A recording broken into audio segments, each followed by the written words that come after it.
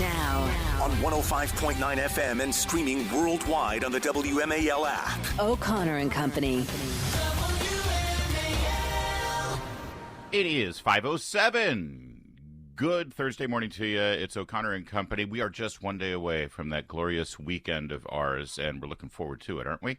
Coming up at 6:35, Mark Krikorian, Center for Immigration Studies, will join us on the latest disaster of our southern border. At 7:05, James Rosen, who has the yeoman's job of covering the White House on behalf of the Newsmax. We'll talk to him. At 8:05, Miles Hugh on President Xi's first day in America, meeting with President Biden yesterday in San Francisco. Did you see that moment when Biden was sitting there at the table and the camera caught him and he had this sort of deer in the headlights look? I'm guessing that's what it looks like when Biden accidentally poops his pants in public. It was that look, the big round eyes. Oh, there, I did it again. Man is out of his depth. And at 8:35, a man who's never out of his depth, our favorite Capitol Hill reporter, Byron York, will join us. We can talk to Byron about anything, and we will. That's at 8:35. You know, I've been covering the media for over a dozen years now, thanks to my good friend Andrew Breitbart bringing me into this insane world that I now find myself occupying.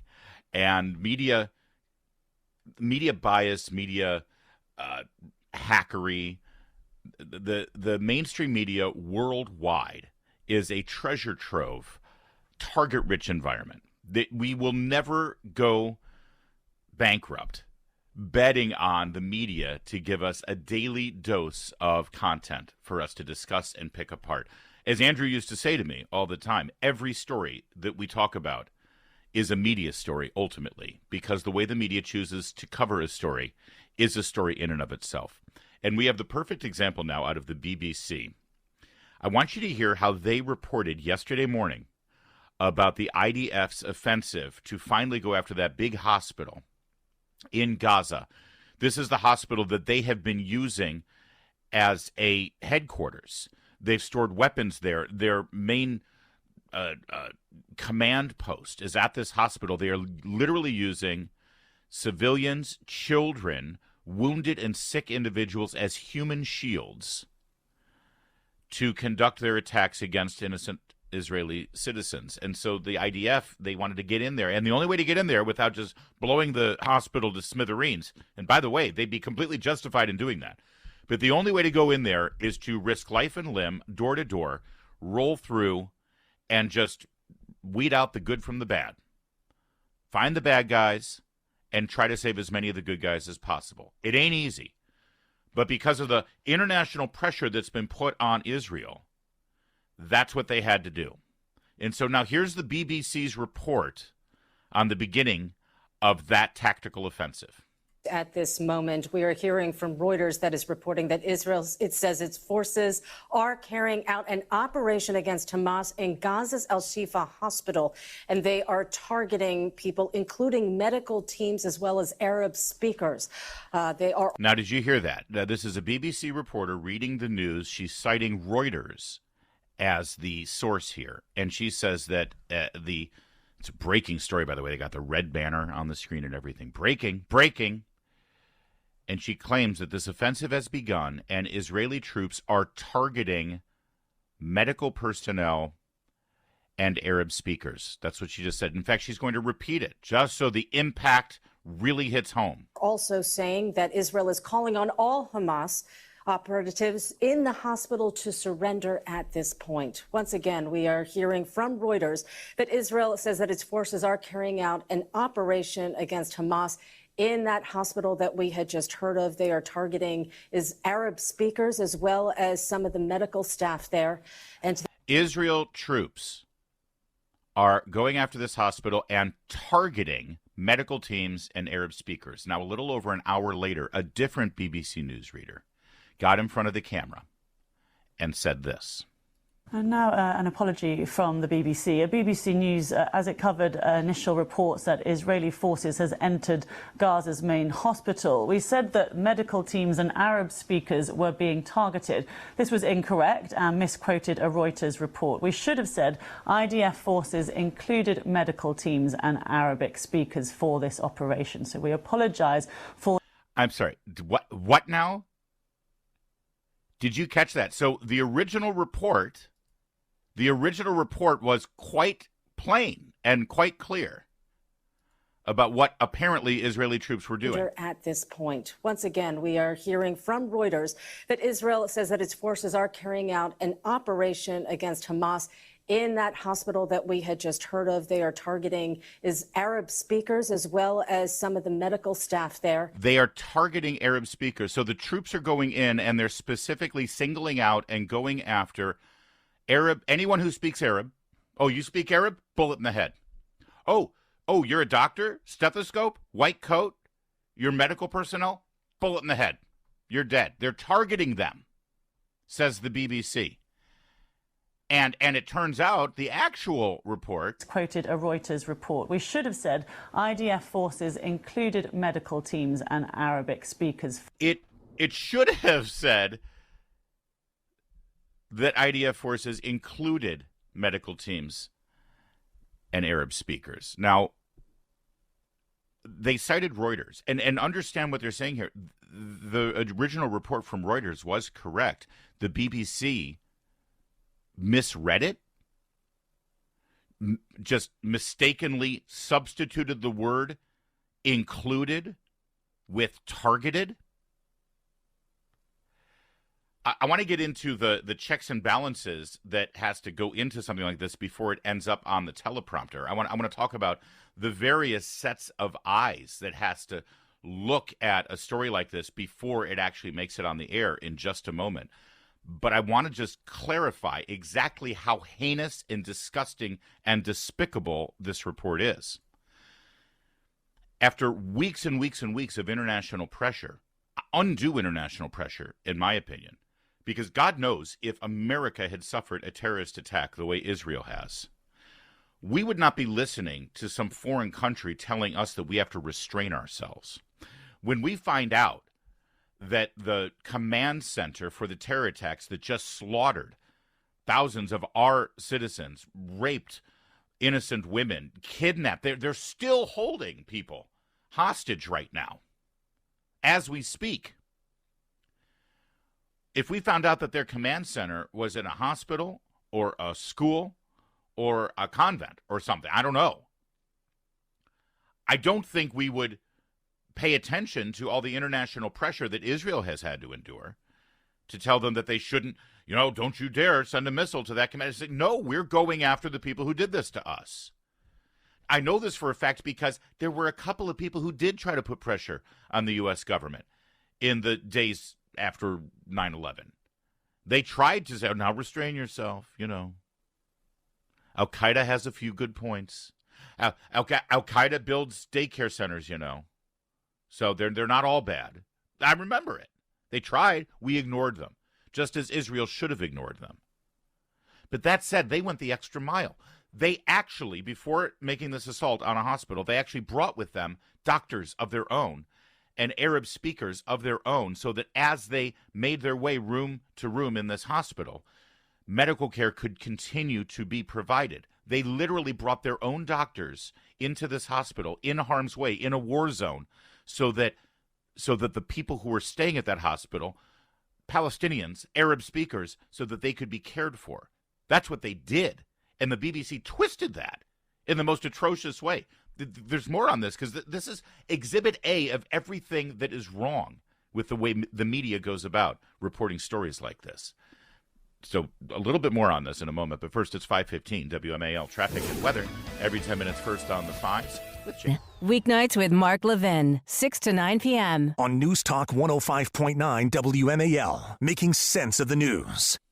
Once again, we are hearing from Reuters that Israel says that its forces are carrying out an operation against Hamas in that hospital that we had just heard of. They are targeting Arab speakers as well as some of the medical staff there. Israel forces are targeting Arab speakers and the medical staff. Now, I'm reading the Reuters report that she was just supposed to have been reading from, the BBC newsreader. It says, in a statement, the military said, based on intelligence information and operational necessity, IDF forces are carrying out a precise and targeted operation against Hamas in a specified area in the Shifa hospital. The IDF forces include medical teams and Arabic speakers who have undergone specified training to prepare for this complex and sensitive environment and the intent that no harm is caused to civilians. That's the Reuters statement that this BBC reporter just twisted into a pretzel. You need to take a moment and recognize what the IDF did here. As they were doing a full assault on this hospital, they brought doctors and Arab translators with them so that as they cleared a room of a Hamas terrorist, whoever is in that room, if they're on an incubator, a NICU, a baby who needs medical support, whatever it is, a doctor would step in a war zone. A doctor would step in, an Israeli doctor, and provide care to that Palestinian baby, to that grandmother who is undergoing chemo, to whoever is in the hospital. The IDF went out of their way, bent over backwards to bring medical personnel and Arab translators so that the Palestinians in the hospital could receive medical care. And instead, the BBC turned that into the big bad Israeli defense forces are going out of their way to target doctors and target Arab speakers. We said that medical teams and Arab speakers were being targeted. This was incorrect and misquoted a Reuters report. We should have said IDF forces included medical teams and Arabic speakers for this. Now, I saw the first video where they claimed that the Israeli Defense Forces were targeting doctors and Arab speakers. And the second I heard it, I said, well, that doesn't sound right. That's got to be wrong. They made a mistake there. Either Reuters is wrong or the BBC is wrong. Something's wrong here. Instinctively, if you are objectively looking at this, you know that there's something off about that, because that's just not what the IDF does. That's not what Israel does. At the very least, they don't target doctors. Now, they may go in there and say, listen, I'm sorry that Hamas is using doctors and sick people as human shields, but we've got to do what we've got to do. And if you get caught in the crossfire, I apologize. We want you out of there. Get out. We're not targeting you, but if you end up, caught in the crossfire as collateral damage, that's what war is all about. That makes sense. But to say that they're targeting doctors, immediately red flags go up, right? Now, listen, I'm on Israel's side here. Any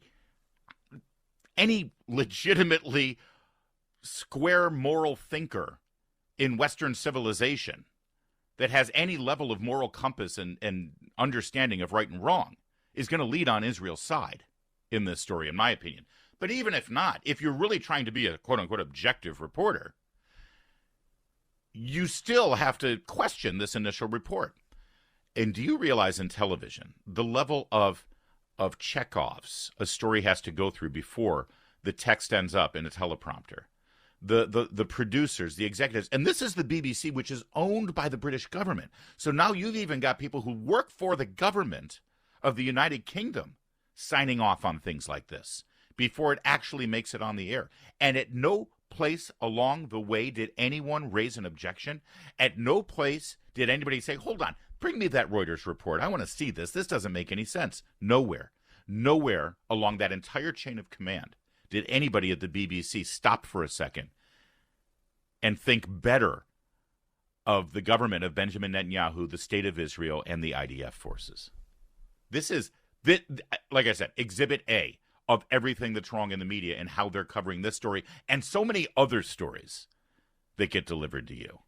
There's one other item about this egregious, outrageous, despicable.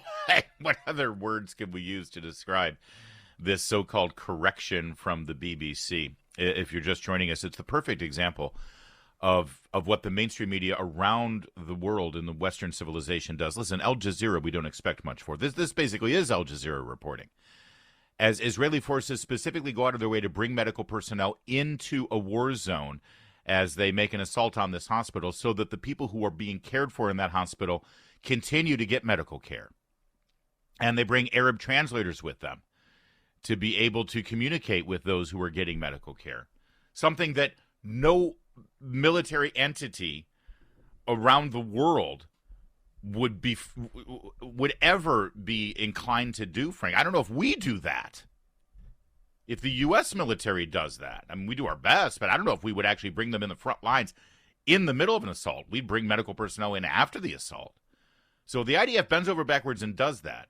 And the BBC goes ahead and completely twists it upside down. Now, an apology from the BBC. BBC News, as it covered initial reports that Israeli forces has entered Gaza's main hospital. We said that medical teams and Arab speakers were being targeted. This was incorrect and misquoted a Reuters report. We should have said IDF forces included medical teams and Arabic speakers. Even the apology, she doesn't say it the right way. She should have said, we said it targeted medical personnel. It should have said included. I mean, where's the emphasis on that word? But then again, who among us confuses the word included with targeted? Happens all the time, right? Well, of course not. But what does happen all the time is things like this. And they happen all the time in only one direction. Only one direction. Oh, it's just an error. It's just a mistake. The BBC's corrected it. They've apologized. Yeah, but why do these mistakes keep happening all the same way, in the same direction, on behalf of the same political ideology? It's because everyone who works there believed this story in the first place, and that's the problem. They got a clean house. It's 5:29. Next. WMAL FM, Woodbridge, Washington, a Cumulus media station. Making sense of the news. News Talk 105.9. Now, On 105.9 FM and streaming worldwide on the WMAL app. O'Connor and Company. It's 5:36, O'Connor and Company here on this Thursday morning. Coming up at 6:35, Mark Krikorian on yesterday's hearing on Capitol Hill over the border. It was Mayorkas and Christopher Wray. We'll give you some of the highlights in just a moment. 7:05, James Rosen on Joe Biden in San Francisco meeting with China. 7:35, Vincent Vargas, a former Border Patrol agent, what he has to say about the border. 8:05, Miles Yu on the Biden-Xi meeting. And at 8:35, Byron York on everything going on Capitol Hill, presidential politics, and the absolute chaos last night out in front of the Democrat National Committee's headquarters. 6 police officers injured in the riot. They're led by pro-Hamas protesters, beaten down the doors of the DNC headquarters with Democrat politicians and elected representatives trapped inside. Absolute chaos. Looking kind of insurrection-y. We'll give you all the details on that coming up as well. But as I said yesterday, FBI Director Christopher Wray and Secretary of Homeland Security Alejandro Mayorkas appeared before a House Committee on Homeland Security. We previewed this over the last couple of days and even had a member of the committee on Tuesday to let you know what was going to go on in this conversation. Here's a little bit about the border crisis and how it affects each one of us. It's cut 1. So those individuals, that watch list that we talk about, why do you think in 4 years before this there were only 11 and suddenly there are 294 in the past few years? Why do you think that's so? I can't really speak to that issue. It's not in my lane. I can tell you that the threats that come from the other side of the border are very much consuming all 56 of our field offices, not just in the border states. That's why I made the point. Sure, I agree. If I heard you correctly, what you just said is not every state in the country is a border state now. Is that what you just said? Well, I didn't. I mean, the threats to every state. That way, but the threats that come from the other side of the border are affecting every state. Absolutely. Yeah, thank you for affirming that. Didn't used to be that way. Why is it all of a sudden this way? Well, we know why. Cut 2 brings us a little bit more of this, and specifically about the gotaways, because we always hear this, well, there were 170 people on the terror watch list who made it through the border, which is terrifying and disconcerting. But here's the problem. Those are only the ones that we know of. What about all the gotaways, the people who had been apprehended or never even talked to a Border Patrol agent? But you got to think the majority of them are. If you're on the terror watch list and mean to do harm in this country, you're probably sneaking across in one of the open areas without a border wall and never even encountering a Border Patrol agent, right? Well, of course, that's logical because you're a bad guy. You don't want to run the risk of being identified. What about them? Can the FBI guarantee the American people that known or suspected terrorists, including any from Hamas or other terror groups, are not amongst those gotaways? Well, certainly the group of people that you're talking about are a source of great concern for us. That's why we're aggressively using all 56 of our joint terrorism task forces. But there's really no way for you to guarantee that Hamas isn't in those. Well, as you say, there's the unknown unknown and the known unknown. Right. But what I can tell you is that our 56 joint terrorism task forces are working their tails off to make sure that they suss out and identify potential terrorist suspects, whether they're on the watch list or not. Well, that makes you feel better, doesn't it? Then moving on to Secretary Mayorkas, or understand something. Under Barack Obama, when we had our first major border crisis, when we saw the caravans of migrants coming up from Guatemala and El Salvador, crossing Mexico, remember all of those images in the latter part of the second term of Barack Obama? Almost by design, thousands of people loaded up on those trains and then pushing against the borders in these caravans, absolutely invading our southern border. Jay Johnson, at the time, Homeland Security, said that if they had 1,000 pushing through, that was a bad day for Border Patrol. We're now over 8,000, upwards to 10,000 some days. So here's a very specific question. What number right now, Secretary Mayorkas, would be a bad day? Listen. If Secretary Johnson said 1,000 immigrants a day when he was in the position that you sent, if that was a bad day, and that 4,000 a day was a crisis, what is a bad day for you, Secretary Mayorkas? Because we see now that the numbers have exploded. They're no longer 1,000 a day. They're not even 4,000 a day when this article was written. They're over 11,000 a day. And so in the last 20 seconds, what number to you represents a bad day when we see the number of apprehensions increase dramatically? So I'll give you the remainder of my time to answer the question, and I'll yield back. Vice Chairman Guest, we do not minimize the significance of the challenge at the southwest border, and we are intensely focused on it. Is there a number? Would you like to give a number? I asked for a number. That was my question. What number to you represents a bad day? And are you refusing to answer the question? Vice Chairman Guest, as I said, we do not minimize the significance of the challenge at the southwest border. That wasn't my question, Mr. Mayorkas. I asked a simple question. Give me a number. And you're filibustering, and you're refusing to answer the question. What is that number? I have answered your question. No, you haven't, Mr. Mayorkas. You've not answered the question. No, he really hasn't answered it. And in fact, the answer that he did provide, which is not an answer to the question, is also a lie. Because, in fact, we've seen over the last 3 years exactly that. We've seen this administration, and this man in particular, Secretary Mayorkas, minimizing the threat at the southern border. He just repeated over and over again, we don't minimize the threat. How many times have we seen him sit in front of this committee under oath saying the southern border is secure, the southern border is secure, the southern border is secure? And it's obviously not.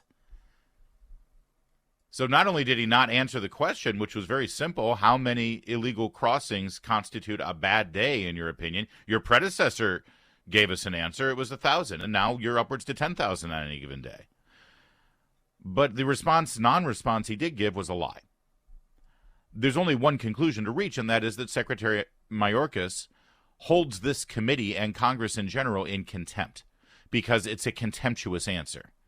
He has absolutely no respect for this process, no respect for the House of Representatives, no respect for you, the American people, who are asking these questions via your representatives. And when you hold Congress in contempt, then you should be charged with contempt of Congress. Maybe even impeached. A little bit more from this hearing coming up in a moment. Nothing's changed. And you have supervised elective policies that have allowed this level of flow into the United States. Isn't that true? That is not true. Oh, you haven't done it electively. You couldn't have changed anything to attenuate the flow. Is that your testimony? Congressman, our policies are directed at securing the border. Can you give me a quick answer? Are your policies, could you have changed anything to attenuate the flow? Congressman, we are seeking to address the flow every single day. Boy, that's amazing. And you've continued to say that sort of thing, and I agree with Mr. Higgins, it doesn't warrant much asking. No, it doesn't. So there's Secretary Mayorkas. I've been telling you this whole time when we talk about the crisis at the border, that this is by design. They're executing the plan that they promised us when they ran for office. Mayorkas is right there, asked, what would you do differently? Looking back on your 3 years, would you have made any different choices? with regard to the border. He says, no, not at all. They don't see this as a crisis, only for political purposes. But they still won't use that word, crisis. This is exactly what they want. And for everybody who says that they should impeach Alejandro Mayorkas, but for everybody who says that they should impeach Mayorkas because of the border, well, explain to me, if Mayorkas should be impeached because of the border, then what's your argument as to why Joe Biden shouldn't be impeached because of the border? Because all Mayorkas is doing is carrying out the wishes of his boss. It's not like Joe Biden's out there saying, yeah, Mayorkas is doing a crappy job. Mayorkas is negligent. No, he loves this guy. If the argument is that Mayorkas should be impeached because of his mishandling of the border, then there is literally no argument against impeaching Joe Biden for the exact same reason. All right, moving yesterday in this Homeland Security hearing to the events of October 7th and what's going on here in America. Cut 5 here. Here's Christopher Wray. Well, certainly we're in an environment where the number of tips and threats that are being reported to us have gone up significantly since October 7th. We were already, as I testified earlier, already in an elevated threat environment even before October 7th, and it's gone to a whole nother level since October 7th. The biggest chunk of the threats that have been reported into us by a good margin are threats to the Jewish community, synagogues, Jewish prominent officials, things like that. Yeah, but I bet if they scratched the surface even further, Christopher Wray would continue to repeat the same lie that he has said for years and years and years, which is those threats are coming from conservative groups, homegrown white supremacists. Right? That's been the message all along. And now as we actually look at what's happening on our college campuses and our streets, we know exactly where this anti-Semitism, where these threats to the Jewish community are coming from. And it ain't from MAGA country. Jussie Smollett and his Jewish cousins are still safe from MAGA country. The threat is coming from inside the house there, liberals. And he reiterated, though, I have to say, at least, I mean, he's completely pathetic and instills no confidence in anyone listening to him, not only in what he says, but the delivery, as you can hear from his lackluster, monotonous delivery. But he did agree with Representative Michael McCall, who's the chairman of this committee, about the national security threat due to our border. He had to throw his own colleague, his own Secretary of Homeland Security under the bus on this one. Cut 6. Director Wray, we've had over about 7.5 million encounters at the southern border. We've had 7,000 special interest aliens. We've had nearly 200 on the terror watch list. When I chaired this committee, that was the first, when I got the briefings, first question I ever asked was, how many SIAs, how many on the terror watch list? If I was 200 is alarming to me. Does that give you concern? Certainly, the numbers give us concern. I think it's important, though, in some ways, to realize that numbers alone don't even really tell the problem. And we've all seen how much damage just a small number of foreign terrorists could cause. I mean, sometimes people, as crazy as it sounds, tend to forget that it was 19 people who killed 3,000 people. That was the next point I was going to make. It only took 19 to create 9/11. That's right. Think about that as you absorb exactly the disaster that is our southern border and the illegal crossings and illegal aliens, upwards to 8 million now, let alone the over 200 that we already know are on the terror watch list. Here's the thing about the terror watch list. Those are the known knowns, as Secretary Rumsfeld would refer to. We already know those people have a problem. We have no idea some of the people who are planning to do harm to this country. You don't think maybe a handful of them in the 8 million who have illegally crossed into this country might want to cause this nation some harm? They're not just looking to pick up some day job doing gardening at Home Depot by standing in the parking lot. It only took 19 the morning of September 11th to throw this country into 20 years of war. And this is what's happened on our southern border under this president's watch, by design. Coming up at 6:35, Mark Krikorian, Center for Immigration Studies, and at 7:35, Vincent Vargas, former Border Patrol agent. It's 5:50.